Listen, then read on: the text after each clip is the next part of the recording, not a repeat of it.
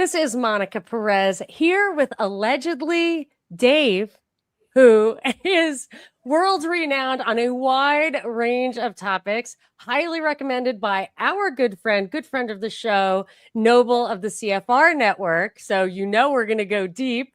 Anyway, it's so nice to see you and welcome you onto the show. Hello, Dave. Well, it's a pleasure to almost meet you too. So I think I know why you're allegedly Dave, but it'll be a great launching off point for people to understand where we're going to go with this if you tell people why you are allegedly Dave. Right. Well, when people go into the legal lawful thing, they basically realize that your name is a trap. Yeah, the name, the legal name isn't you. They create a separate version of you with your name in all capital letters. So when you say, when they say, "Are you David Murphy?" Yeah, and you say yes, they're not talking about you. They're talking about this fictional character. And as soon as you say yes, you've now agreed to be this fictional character, and now they can actually do all sorts of things to you. So a lot of people in this movement basically call themselves like commonly known as, or yeah. So, I was being interviewed by a chap in New Zealand, and I'd been interviewed by him about 3 or 4 times before, and every time I was known as something else. Dave of the Murphy family. I was like Dave Starbuck, Dave, and he was just about to introduce me, and he said, "What should I call you this time?" You know what? I'm just going to call you allegedly Dave. Wow. Okay. That's pretty good. Yeah. I recently learned that we didn't have last names, but the last name came into existence. Now, these things could be like apocryphal or whatever. But that they instituted last names so that you could be responsible for the deaths of your father. So a family name was about being responsible for the contracts, the financial obligations, or the slavery, serfdom, whatever. Actually, no.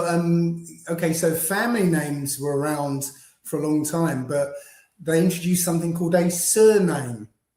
Right? Oh, okay, yeah. Surname is short for surety name, and that sort of. I always wonder. Okay, so that's kind of like what what I was talking about does fold into that. Interesting. So would you say there is a difference between a family name and a surname? Like, do I have a different, like, am I son of George or daughter of George? Well, that goes back into what I just said about some people call themselves Dave of the Murphy family. Yeah? Right. I'm not saying you're Dave Murphy or whatever. Right. I'm Dave, but this is my family name. So you're not admitting to being the surety. Yeah. Yes. Interesting. So here I'm going to actually get right to the heart of so I'm assuming people understand what I call kind of personal sovereignty, or the legal fictions, the contractual nature of, stuff in the Constitution. I think it might even be in the Constitution, but in legal documents that are capitalized. I think people understand the concern, controversy, objections to that. But for me, I went to law school, and in contracts, they tell you that you cannot be held responsible for a contract if there was no meeting of the minds, if you didn't agree.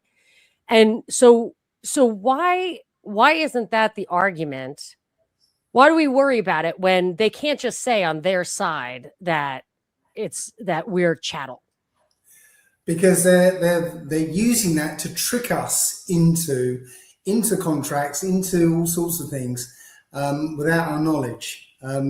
Most people aren't aware that they're in contract. If you've got a driving license, for instance, that's a contract. I don't know. So I'm trying to remember what my New Jersey driving license looked like. Yeah. But you sign your driving license, don't you? Yeah, and you abide by the rules. I mean, I guess now that we're talking, I would say that maybe they trick you into the contract, but once you're aware of a contract, even if there was no meeting of the minds, if you obey it and acknowledge it as real, then you are actually beholden to it. So like some of the treaties in the U.S. histories past were really not constitutional, or like UN. The UN, us signing into the UN, really, it's unconstitutional. Um, but because we accept it and there's reliance on it and has been for 50 or 60 or 70 years, whatever, that that's considered consensual on our part. And then we've given up those rights. Sure. I mean, the driving license is a good example, right? So when you sign that driving license, right, you are signing a contract, because, you know, we think of it as a certificate of competency. Yeah, somebody has you know, judged us and said you're competent to drive, right? If that was the case, then they would sign it, wouldn't they? To say you're drive. Yeah. Right? But no, you sign it because it's a contract, and that is to give up, to waive your natural right to travel for the benefit privilege of being something called a driver, which isn't what you think it is, right? And the fact that you're holding on to that thing is what they call prima facie evidence that you are a driver and you've given up your rights, and now you're bound by all the rules and regulations of being a driver. And the rights would be, I can do what I want on public property as long as I'm not actually endangering or hurting somebody else.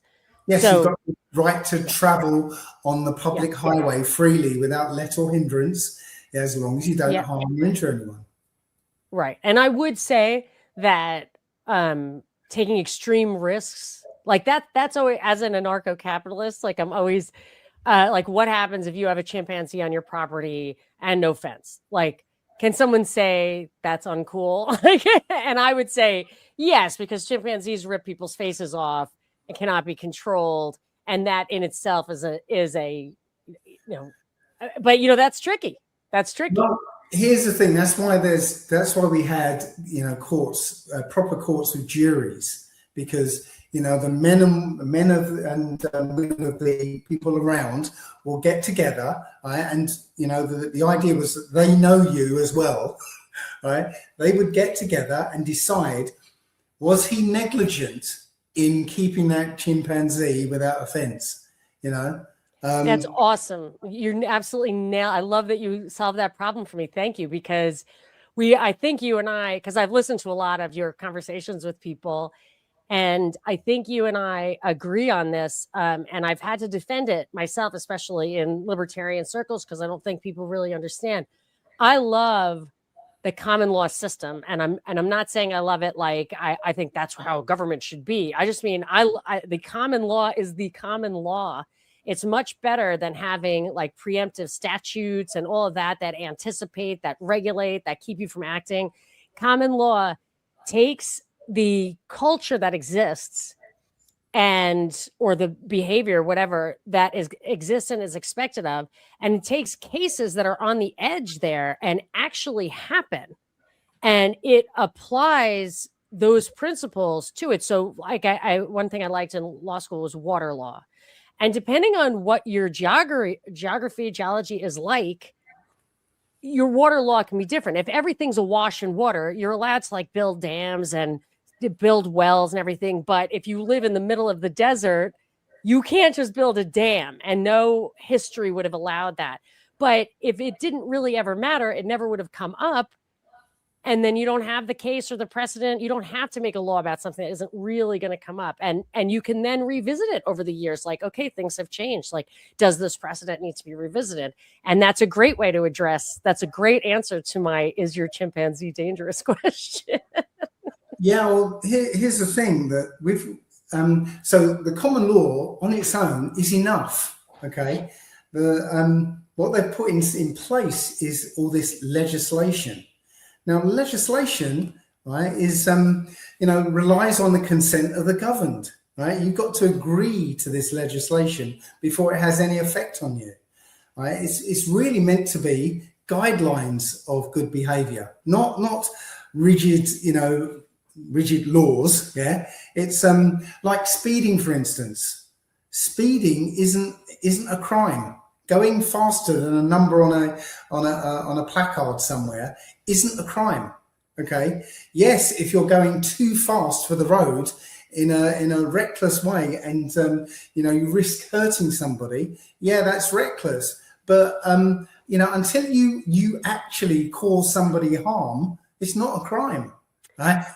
So this legislation is literally all voluntary, and what they've done is that they've basically transmuted this legislation into law when it's not. The U.S. Constitution, I've noticed this, the U.S. Constitution does not have an enforcement mechanism for congressional law. So Right. Congress passed a law. That's why they had a problem during the Civil War and everything. They created the Department of Justice after the Civil War to enforce congressional law on the South, which continued to ignore it. So that's what the Civil War was about. The South was like, I'm not obeying those laws, like tariff laws, or I can't remember. But the idea is the remedy for objecting to congressional law is to ignore it and ultimately just say, all right, I'll secede or whatever. They literally had to retrofit the Department of Justice because there was no enforcement mechanism, which implies, I think, what you're saying, it's a voluntary arrangement. Yeah. So the one thing that's sort of prescient today really is the law cannot force people to do something. It can prevent you from doing something. It can say you shouldn't do this, but it cannot force you to do something. Okay.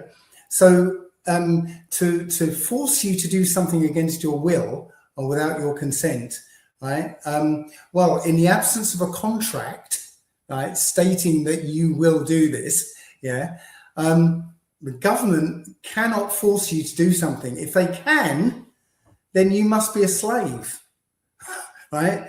And if you're a slave, there must be a bill of sale for you somewhere. So if somebody's trying to force you, if the government's trying to force you to do something without a contract, then they are saying that you're a slave. So ask for a bill of sale. Yeah. Speaking of slavery, people are going to think I'm an idiot to say the Civil War was about tariffs and stuff. The actual laws that were in issue were the Fugitive Slave Act and the compromises and expansion of slavery. But I'm so used to thinking more deeply about that issue that I think it really was about tariffs and the industrial North versus the agricultural South. But anyway, I don't want to get into that. But I just, when people are listening, they're like, was she stupid? Well, but yeah, there's people are quick to dismiss slavery as something that happened in the past, but what they don't realize is after slavery ended, there was a sneaky system that came in afterwards called sharecropping. So what they did was the newly free slaves would go in front of the former slave master, and he would say, look, I'm going to give you some grain, some equipment, so this, that, and the other, right? And you can farm the fields and grow the crops and everything. And at the end, at harvest time, we'll sell the crops, right? We'll split the profits, and you just pay me back for what you owe me. And it always worked out that they never could pay back. So that means they had to borrow more the next time, so that they were still in exactly the same position as slavery, but they thought they were working for their own good. If you look back in some of the history of desegregation, and I have a book, The Report from Iron Mountain in the U.S., I observed that, and I used to have a radio show in Atlanta, and a lot of the real old guys from the Deep South would call into my show and weren't influenced by comment, like everyday political bullshit. And they're like, look, in the old days, we didn't have, and these guys are talking about segregation days, we didn't have McDonald's or whatever. And we had our own stuff. It was FUBU by nature. And we were responsible for it. Then you have this obviously intentional system of welfare, drug, slave to drugs, slave to debt. And then all of a sudden you're in a deeper hole and it's your fault. Like, it's so Hmm. obviously insidious, but this slavery, but progressive taxation, it's not just race-based.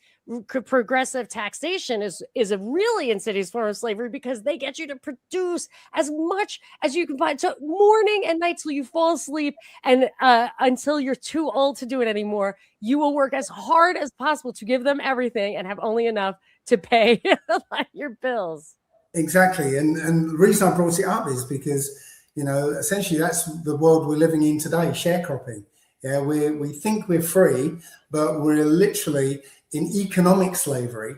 And yeah, you said it, taxes. But the government doesn't need your tax money. They print it, for God's sake. So, they don't Look at need COVID. it.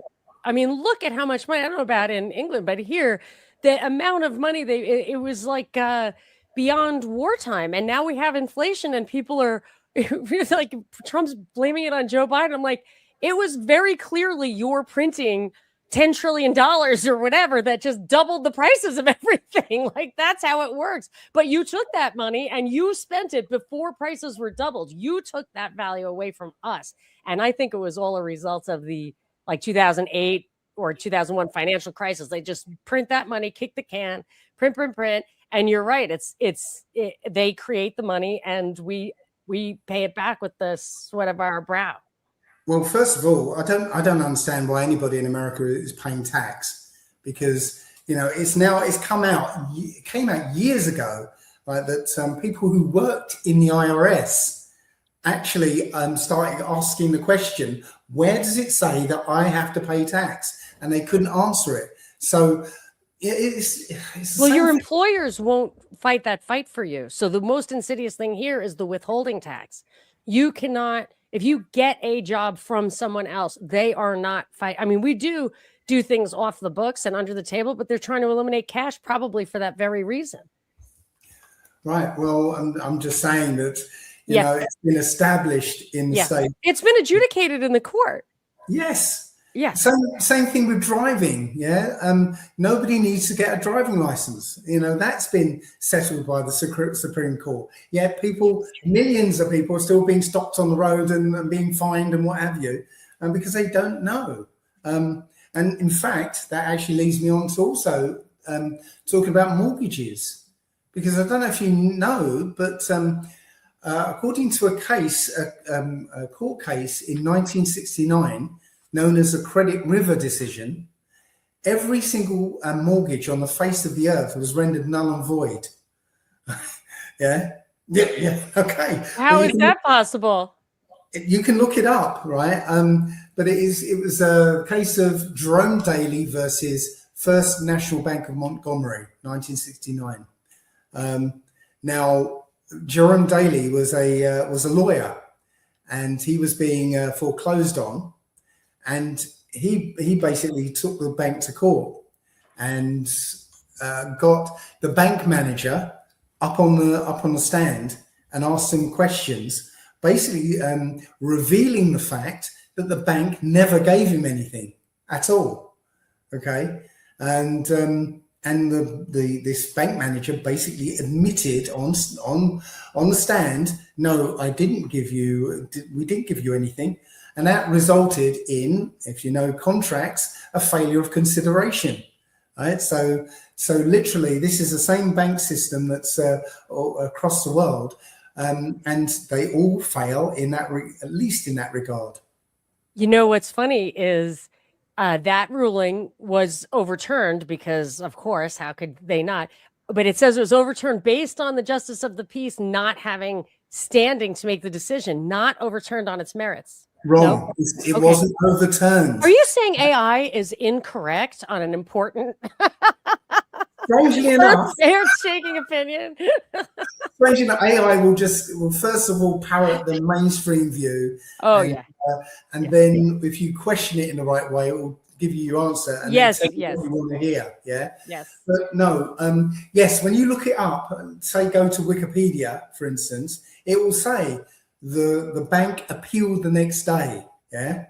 And but the thing is, the bank did appeal the next day, but the part of the ruling was also ruling that fiat currency was also came under the same thing. Fiat currency was also invalid. So in order for the bank to appeal, they had to pay $2.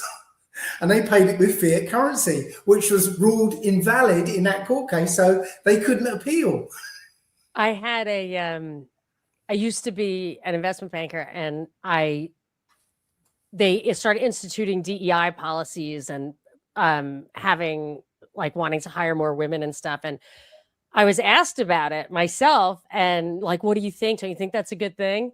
And I said, no, I don't think that's a good thing. And they're like, why? Why wouldn't you want that? Don't you think women should be able to bank? And I said, yeah, I think everyone should be able to bank. Like, they have charters, they give them to people they already know.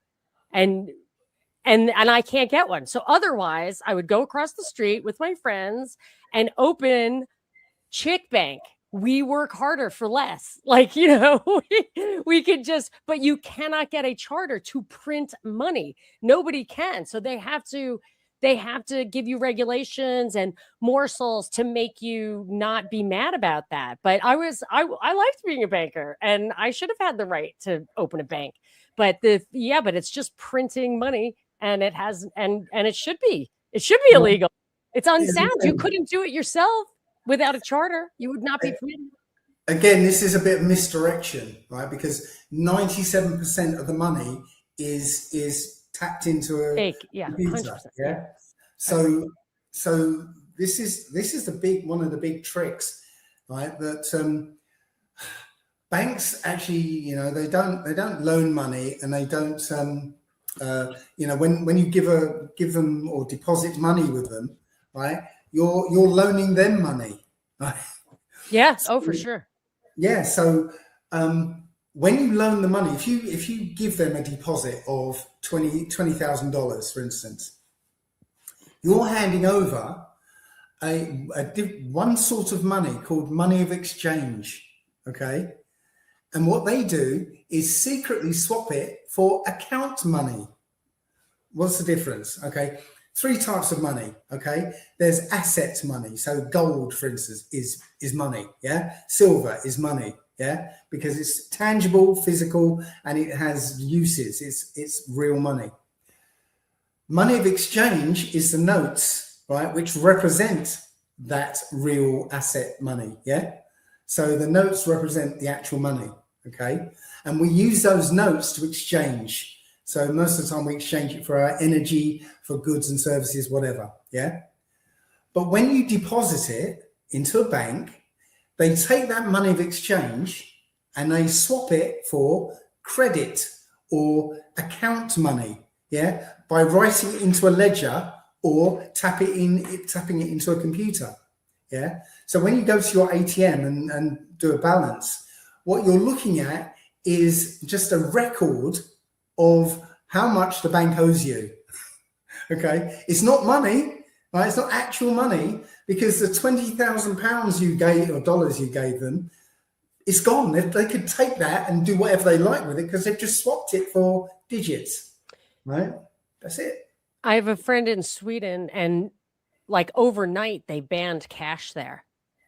So she gave them, she was my babysitter for a while, like an au pair, and I sent her back with some cash and checks because I owed her some money. And I don't even think they would take the checks, but they took the cash, and she never got it back. Like, just to your point, now all she ever has is digits. It's just digits there. And she gave them real money that I gave her, that I could have bought gold with, and instead I gave it to her and she gave it to them, and now she's got digits. That's exactly it. So the biggest trick, right? And this is the biggest trick that the banks are pulling on us. Okay. When they give a mortgage, when they lend you the money, supposedly lend you the money for a mortgage, right? They only create the principal, right? So as I said, you get a mortgage, they type in the amount into their computer, okay? And they create the credit right there. They create that money right there, okay? But they only create the principal. They don't create the interest. Now, why is that important? Well, think about this. Imagine there's no money in the world, zero, okay? and 10 people go to a bank and ask for £100,000 each for a mortgage, okay? So these 10 people now spend that money to the world. Now there's $1 million in the world, right? Okay. The problem is that with interest, each one of those owe 300,000 back, which means there needs to be 3 million in the world, but there isn't, right? So out of those 10 people, only 3 of them are able to pay their mortgages back. The only way the other 7 can is if the bank loans to another 20 people. Now the 7 can pay, but now there's 20 people who can't. But so the bank has to loan another 60 people, so the 20 can pay. So now there's 60 people who can't pay, and so on and so on and so on. As long as they're loaning money out, there's always the possibility that you can pay your mortgage off because more money is coming in, so you can get hold of it and pay your mortgage off, right? As soon as they slow down the lending, that's when all the defaults start to pile up, and they can create they can secretly create a recession or a depression just by restricting lending, and that's what's happening. Yeah, it's now very, very hard to get a mortgage now, right? And now the defaults are starting to pile up. I think I'll take it another level and say I think what happened was the tech boom of 2001 was kicked into a housing boom or whatever 2008, and so they overinvested in tech, and tech, a lot of what they invested in tech was garbage, like just put it in the ocean. So that was real value lost, like our entire savings of US history was invested in tech in like 2000, and some of it came out to be fine, but 90% of it was not. And as that would effectively create bankruptcy, default, real stagnation, a deflationary collapse, they had to keep inflating and keep inflating, push as much money into it as possible. And the way they did that in part was what you're saying, like encouraging lending by lowering interest rates. And the interest rates were so low by 2020, after 10 years of on the books expansion, but really, what appeared to be economic expansion for after the 2008 crisis, but you just can't keep it going forever, especially if you're rock bottom on the interest rates. So I wondered in 2019, I was like, what are they going to do? Like, they need to save this system. How could they possibly lower interest rates anymore? And then COVID happened, which I think is why, so that they could keep kicking that can. But I don't think they like the recessions. Well, they do like the recessions because then they can collapse prices and go buy stuff. And if they're aware of it ahead of time, they liquidate. And that can be part of what exacerbates the depression. But these cycles, I think they get into trouble when they push those interest rates too low that they can't keep doing it. And then I guess they get a reset. You're speaking like it's accidental. None of it's accidental. It's a plan. No, right? I don't think it's accidental. Money is a technology. I don't think it's technology. Yeah. And there are people who understand that technology, right? And as I said, if you can create a recession just by quietly restricting loans, right? The masses have no idea what's happening. They think, oh, I'm not working hard enough, or my job's not good enough, or whatever. No, the game is rigged. The game is rigged. Take out, right? Have you ever played Monopoly? Of course. Right. The thing is, people don't understand that how the banks work, because when they play Monopoly, they think they know how money works, but we don't, because we end the game too soon. Right? You imagine, right? You're playing the game and one person wins, okay? And most people just end the game right there.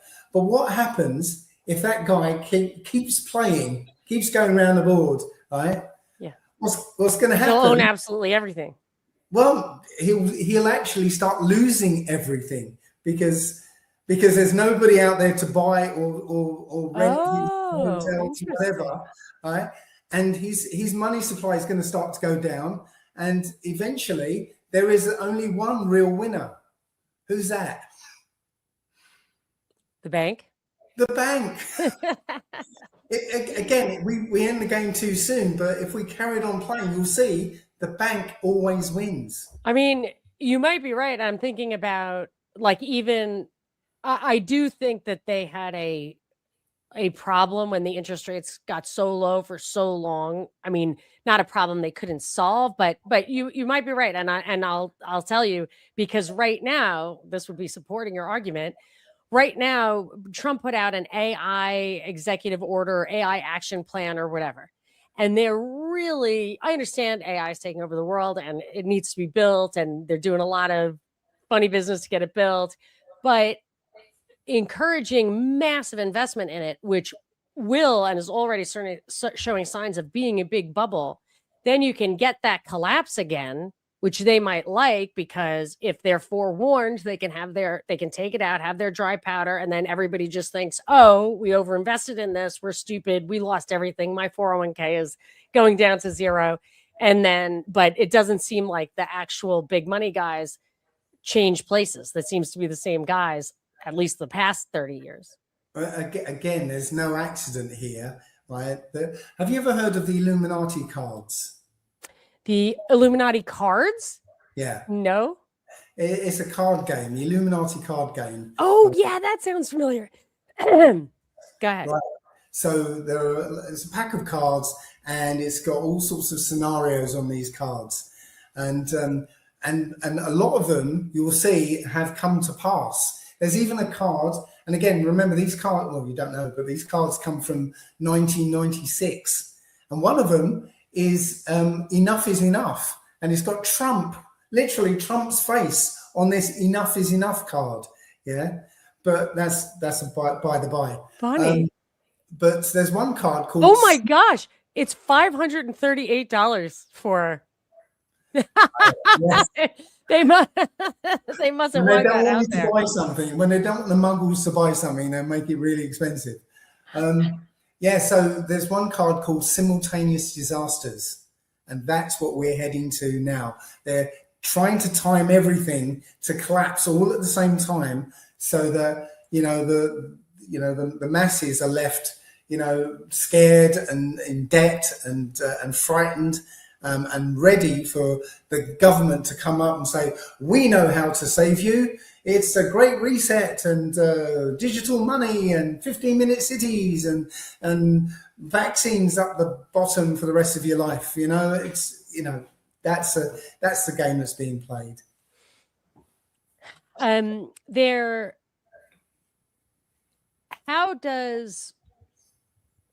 agree that these are the levers, and that we will have like multiple crises. I've seen it before. Like here they did, COVID started and they did Black Lives Matter at the same time. So we weren't allowed to go out for anything except for marauding or whatever. And prior to that, we had like the defund the police thing, which kind of got people into the mode of violent protest, which of course was just a setup to have a national police, but whatever. So here, I'm trying to think, what are the big crises that are coming? I mean, I live in LA. We just had these giant fires. It was like extremely destructive and not well managed, if not actually started on purpose. But, I can see more pandemic stuff, but I think more like that. I think that the aftermath of the vax, like the illnesses and the death and the infertility, will in itself be the biggest medical crisis and be a boon for big pharma. Like how important do you think the medical establishment, how important is that in the kind of, control mechanism? Well, it's, if you know where they want to take us, if you know what the plan is, then when you look back, you can see all the steps that they're taking to get there, right? So it's better to actually figure out what they're trying to achieve, and then it puts everything that you're seeing in the world into context, right? The the context. Okay, so I'm going to step back a Yeah. second. What are they trying to achieve? I'm going to step back a second. Yeah. Okay. On my website, I've got something I call the Muggle test. Okay. A Muggle is somebody who's still asleep, who hasn't seen it yet. Condition wise, Right? yeah. So I have the Muggle test, and it's a set of questions about what's really going on in the world, and it's a multiple choice. And there's 5 different choices, and each choice represents a level of understanding of the truth. Okay, so there's, to my mind, there's about 5 levels. Okay, so level 1 is the mainstream view. It's what the story you get on the television, okay, or the newspapers. Yeah. Right. Level 2 is it's all about money, right? Yeah. And yeah, people can accept that it's all about money. And the point is that as you start to learn the truth, you get stuck into one level because you can understand that level, right? So when you get into that level of it's all about money, you realize they've already got all the money, so it can't be about that. Yeah. The next level up is it's about control. Well, again, the further you look into it, Definitely you realize an element. they've got the control right now. Okay. The next level is what's really in our faces right now. It's about depopulation. Right. Yeah. And yes, so as I said, that's right. That's happening. They're not even shy about saying it now. Yeah. The next level above that, the 5th level, and it's as high as I can get to at the moment, is it's about depopulation of one particular group of people. That's it. And what we saw with COVID is, was the latest attempt, which they knew wasn't going to do it. They knew it wasn't going to get everybody, because humans are hard to kill. It sounds silly because you can just step off a pavement and you're dead. But humans are hard to kill en masse, right? If you come up with a poison in a hypodermic, they get used to it. Yes, or some people have a natural immunity to it, and then they can pass that on to their children. And now that won't work. That won't work on everybody. And you can avoid it. You're smart. Yeah.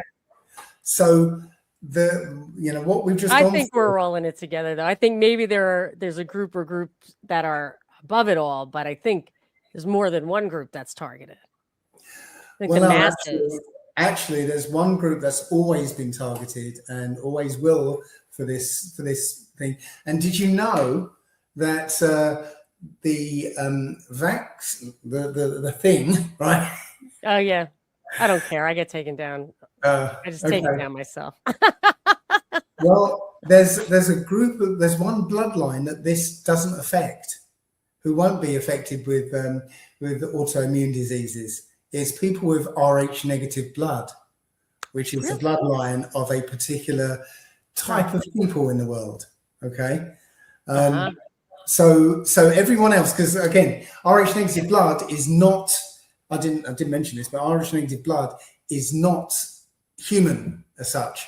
It's incompatible with the 85% of humanity. Right, 15% of humanity have this Rh negative blood. 85% of humanity doesn't. And if a Rh negative woman conceives with an Rh positive man, her immune system will start attacking the baby. Yeah, that's what they test for if you're infertile. Like if you have a lot of miscarriages, they do test for that. Because we're not compatible directly. Yes, we're becoming more compatible because more and more mixing and stuff. But literally, this is going back to what I was saying about that there's one particular people are being targeted. All this, everything that's happening in the world goes back to the Old Testament, literally, and the Old Testament talks about essentially an alien invasion that happened a long time ago, and those invaders had children who are still here today, and they're the ones who are running this world right now. and they hate humans. And, you know, there's... Yeah, it seems like it. I mean, Well, that yeah. checks out. Like nothing can come. I remember looking at 9/11. You had your own like aha moment with 9/11. I had an aha moment when and I coined a phrase, a black mass trauma event. Like it's like Yeah. a black mass. It's like, who would do that? What human beings would be that sinister? And my conclusion was always, they just mustn't think, they just don't think of us as human, or whoever's doing it. I'm not even saying who's doing it. I'm just saying whoever is doing it clearly lacks some sense of common humanity. Well, this bloodline, right, is one of their traits is psychopathy, right? So a human, there are things humans can't do, right, or aren't wired to do. Lying is one of them. Okay, you know, if I was to lie to you right now, my whole body would be going, I'm lying, I'm lying. Yeah. Yes, me too. Right. And internally, my heart would beat faster. I would start sweating, Totally. shaking, because it's uncomfortable to do something wrong. Yes. Right. But there's a group of people in this world, you know, we call them psychopaths, who, when they lie to you, there are no outward effects. Yes. There are no internal changes. Yeah. And they can lie to your face and you believe them because you're not picking up those tiny cues that we all would pick up on. When it's rare, but it's amazing. I was just telling my son that recently. I was like, there are some people who are liars, and there aren't that many of them. But if you are defenseless against them, like you're defenseless, because everything that you've learned to use to navigate the world without being a suspicious jerk are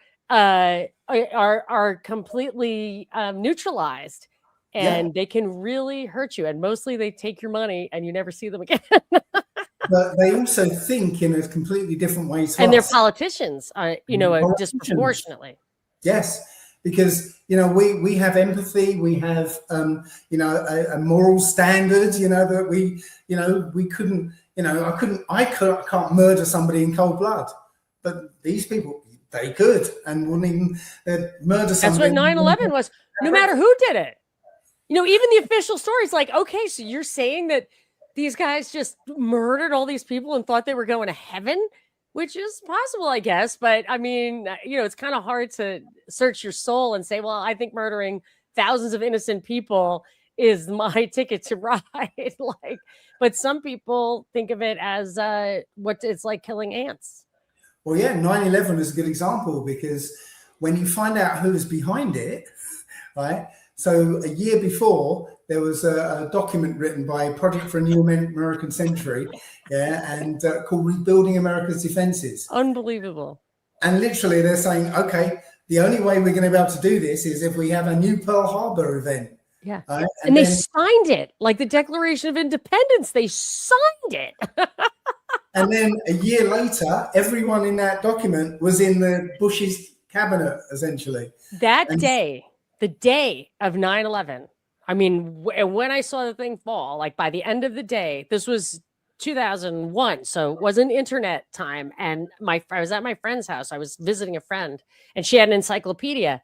And I thought, this is 50,000 people died, because like you, I was, you know, in the banking orbit, and I had a job at the American Express, Merrill Lynch down there. And I know you had made an offer down there around that time. And so I looked it up and I said, how many people died in Vietnam? And it was 50,000, something like that. And I said, oh, well, this is like as bad as Vietnam. And later when they said, well, nobody was really at work yet, so only 3,000 people died, I said, okay, well, that's more like Pearl Harbor. Mm. And then it was 10 years before I realized I saw a PNAC or whatever. And I was like, oh my gosh, this one, I actually literally identified. It's like, oh, this is like Pearl Harbor. And then you'll further, if you read the report from Iron Mountain, it'll say they can get consent for certain policies by just there's an accumulation in the mind of the voter or whatever you want to call it, where just enough is enough death, enough news, enough negativity, whatever. And they can run computer models. In the 60s, it talks about of determining that number. And in World War II, it was Pearl Harbor. And in 9/11, it was Pearl Harbor. One of the things that I hear as what they call me a conspiracy theorist is, come on, Dave, not everything is a conspiracy. The truth is, everything is. Absolutely everything in your world has been a flat out lie. Yeah. And it just takes you a bit of time to find out what that lie is. You know? I have a funny thing. Like, the only time that I'm really wrong is when I give a situation or a person, like in the news or whatever, the benefit of the doubt. Well, let's just see. Maybe maybe this isn't a psyop. The only time that I get egg on my face is when I'm like, let's give him a chance. Never, ever. And I get accused of the same thing. You think there's a conspiracy behind every blade of grass. I'm like, there definitely is. Definitely. Nothing is in the news that isn't crafted. Well, it all sounds like bad news, but there is good news in this. Okay. Now, one thing I've kind of stumbled on, which isn't new, it's out there for millennia. The powers that we have as humans, right? We have an immense amount of power in this world. Right? We have the power to shape this world the way we want it. And not just the world, our experience of the world, right? Which is why that 9/11 event had to happen, because they wanted to channel our power into manifesting what they wanted to have, because the Black Mass trauma event, exactly, so they can't do these things themselves, right? They need us to do it, and they also need us to not remember that we have these abilities. Okay. So all these abilities, they manifest sometimes, right? Because we've been taught that we don't have any abilities. We're powerless, weak creatures, right? But they manifest sometimes, but we just brush it off as coincidence, luck, chance, all this sort of thing. Yeah. But literally, whenever you have a synchronicity happen to you, that should tell you that you are actually involved in what's going on around you. You are having an effect on this world, and a synchronicity is the world confirming back to you. Yeah. An example for me was I was looking at eclipses. I found there was some significance in eclipses, right? And I thought I found a couple of eclipses that were relevant and sort of told me something. And I thought, I wonder if I can find any others. And I went online and I found this long list of hundreds of eclipses. I thought, how am I going to find anything relevant here? And I was just sort of going through the list, and I found an eclipse that happened on my birthday. I was thinking, oh, let me have a look at this one. and this one happened to be exactly what I was looking for. A little birthday present. And it was the only reason I'd look at it is because, it's the same day as my birthday. That's the synchronicity, right? It's only relevant to me. If somebody else was looking, they wouldn't have found it because they would have seen this whole list and given up. But I've had numerous insane synchronicities. But go ahead, keep going. Yes, but more than that, you have an effect on this world. Okay, so you can control the past and the future, right? Your particular past and future, right? So one of the things I help people with their illnesses and depression and stuff, and one of the things I tell them is like, okay, your depression stems from something that happened in your childhood, okay? And let's say they were 8 years old, they had a trauma, okay? So long story short, I get them to imagine themselves as an 8-year-old standing in front of them as an adult now, yeah? And that 8-year-old child is saying, oh, I feel horrible because this happened and this happened, right? As an adult, you'd know what to say to that child, because that child has an 8-year-old's mentality, didn't understand the trauma, but took it on, like, took it on board. But as an adult, you can tell that child, no, it's not your fault, right? This is really how it happened, and this is what it really means, okay? And then you can heal that child, which then, you know, essentially heals you, right? But what I found is actually happening, as incredible as this might sound, when you engage this facility you have called imagining, right? We just think, brush it off. No, this is an action that you are actually having in the fourth dimension. We're in the third dimension, right? So an action is, if I push this phone off the table, it will fall down on the floor, you know, cause and effect, right? So imagination is a cause in the fourth dimension, and the effect happens here. So in that process of imagining you as an 8-year-old, it's you drilling into the whole of time and space, into you in real time when you were 8 years old. And you become the voice in that 8-year-old's head that says, no, it's okay, don't worry about that. Yeah. So that voice is essentially your higher self, because from an 8-year-old's perspective, you're now at a higher level of understanding. So you now are your 8-year-old's higher self, and you become that 8-year-old, that voice in that 8-year-old's head now that changes the past, right? So now your whole past has changed. So that means your future can now change. Does that make any sense? Yeah, I mean, I'm likening it to the fact that God is outside of time. So there's a prayer, St. Andrew's prayer. It's a novena that you can say between St. Andrew's feast day and Christmas. Say it 15 times. A lot of people use it to pray for conceiving a baby, but it says, blessed be the hour and the moment in which the Son of God was born of the most pure Virgin Mary at midnight in Bethlehem in the piercing cold. In that hour, vouchsafe, I beseech thee, God, to hear my prayers and grant my desires. In that hour. So you say this like 100 times.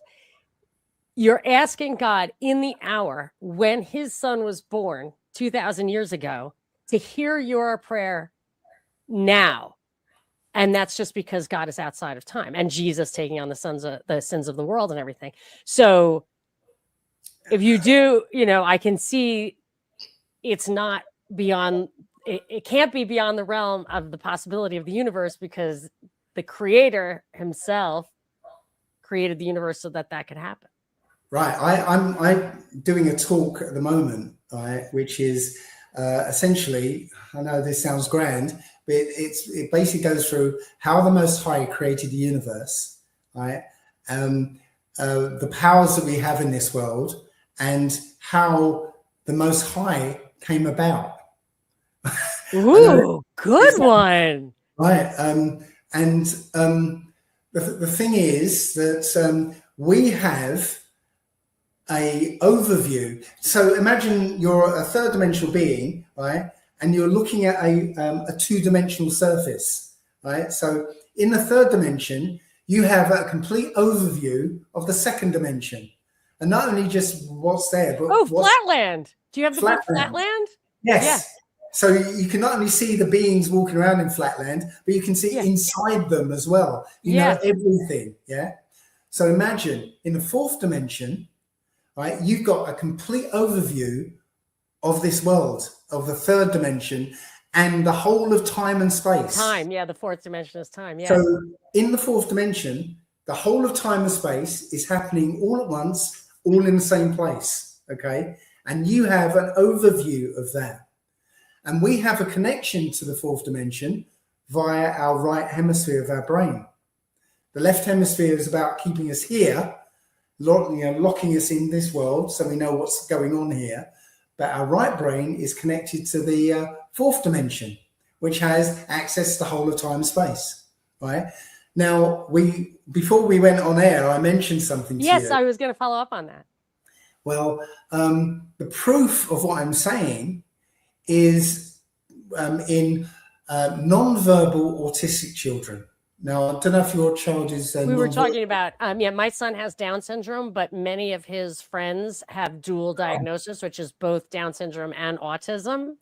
What's unique about my son is that he's super articulate. So he'll, like, when he's talking, you're getting an insight into how differently his brain works from the rest of us, where a lot of the kids are nonverbal. So you cannot understand that that difference is integrated with a difference in thought as well. Okay, yeah, right. So the thing is, this society regards non-verbal autistic children as vegetables. You know, there's nobody in there. They're just walking around banging their heads against walls and stuff, right? They're vegetables, forget them. And that's because they can't communicate to the outside world. But it turned out that people figured out that they can point to letters on a letterboard, right? And once they started doing that, they now could communicate to the outside world, right? And it turns out that these non-verbal autistic children know several languages without having been taught. They know complex mathematics and geometry and music and all sorts of things that they've never been taught, because their left brain, which roots you here, is somehow damaged and they can't interact with this third dimension. But their right brain is still in fourth dimension, where they have access to everything. And we even though we're not autistic, right, we've got access to everything as well. And that's the proof of that is when somebody bangs their head or goes into a coma and wakes up knowing how to speak Welsh, or knowing something. I'll give you that in the extent that somebody must have heard it first. I can't totally say you can grab it. I can't do that, and I'll let you rebut. But I think that the phenomenon of a savant is well established through time. A savant idiot, they would call them. But I think it's really an example of that phenomenon. And in support of what you're saying, I have read, and in like a pretty mainstream biography, but I'd have to see like the scientific report, but that Einstein had his language center, which I guess is in the right. Oh, I think it's in the center, but his language center was encroached upon by his left brain or whatever. Like, he had a superhuman ability in math because he had a deficiency in one of the other centers that so your brain can be repurposed, or one can be deficient and the other can flourish in that absence. No, you don't think so? Yeah, I'd say, because my research tells me that Einstein was a fraud. Oh yeah, I'm not a fan of Einstein, and he rejected quantum, and his politics were terrible, and he was a hypocrite in that regard. But but he had some math skills. No, zero. Well, I don't know, but now it's gone out of my head. Sorry. So I mentioned something to you earlier, that telepathy tapes. The proof of the pudding is that these somebody's been studying these non-verbal autistic children and found that they are telepathic as well, and they have this place that they go to, which is not physical.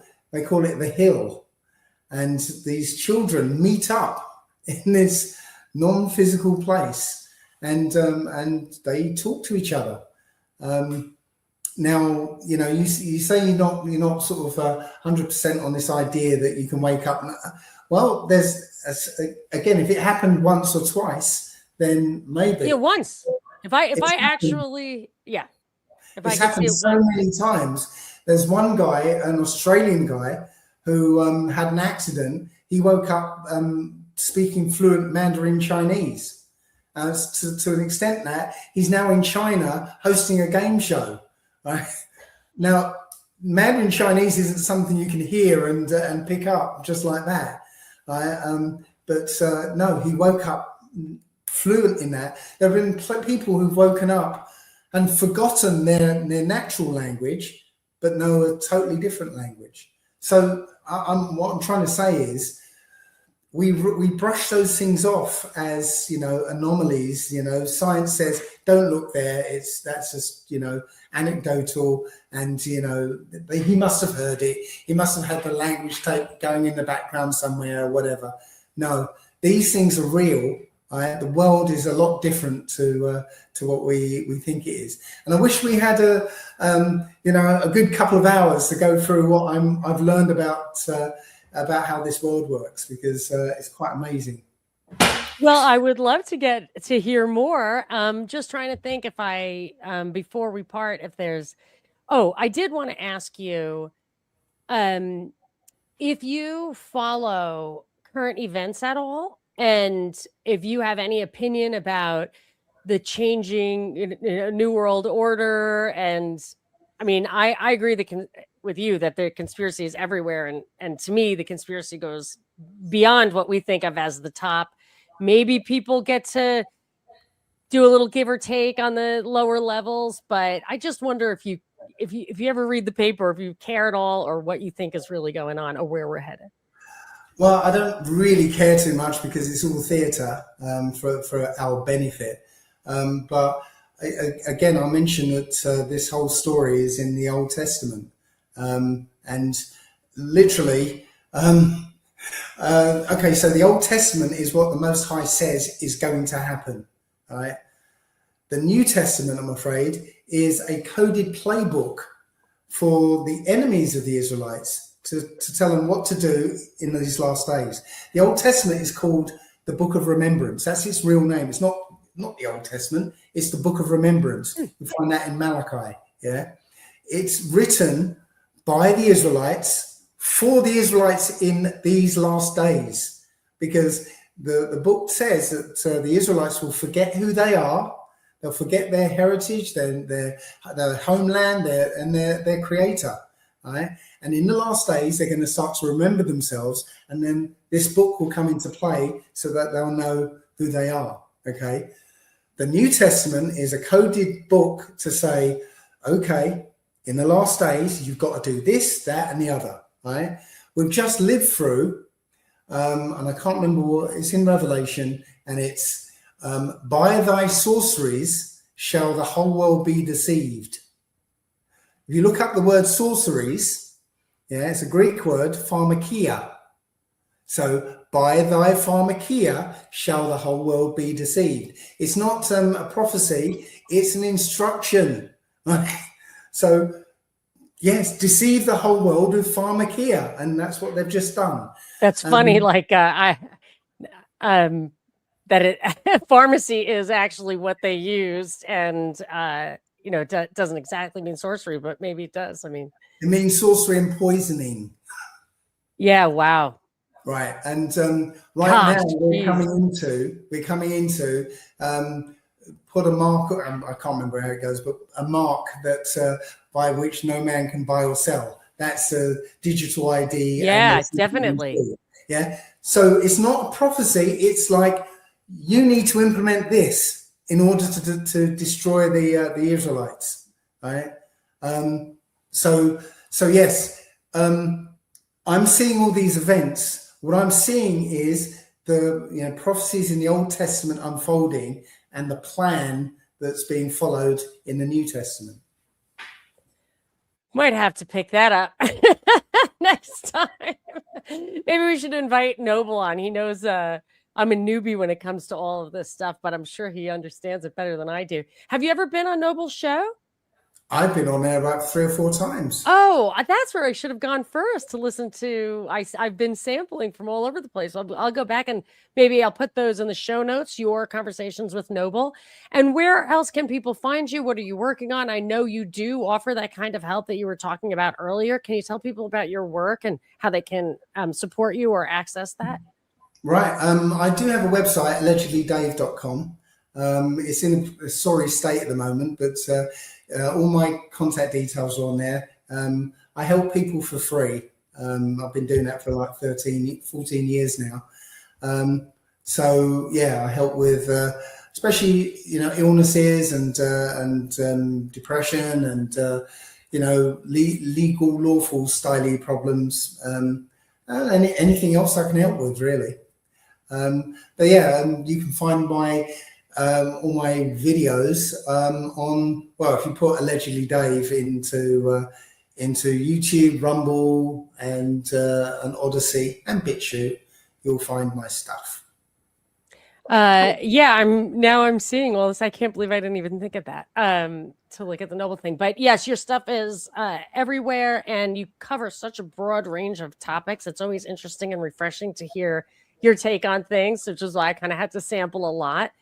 But yeah, so I encourage people to check out your stuff. I'll put it in the show notes, and you tell me what rabbit hole we should go down next. Let me know anytime. Okay. So yeah, I'm happy to do that. Thank you so much, Allegedly Dave. This is Monica Perez, and thank you for listening.